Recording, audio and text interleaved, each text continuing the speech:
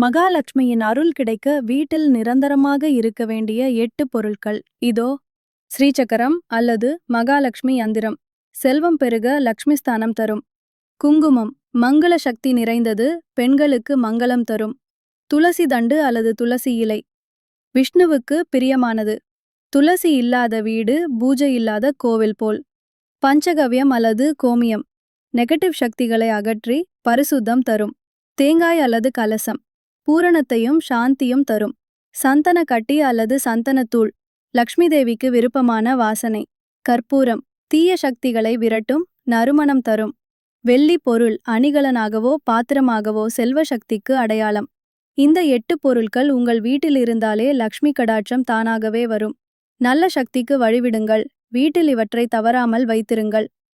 இந்த வீடியோ உங்களுக்கு பிடிச்சிருந்தா லைக் பண்ணுங்க, ஷேர் பண்ணுங்க, சப்ஸ்கிரைப் பண்ண மறந்துடாதீங்க.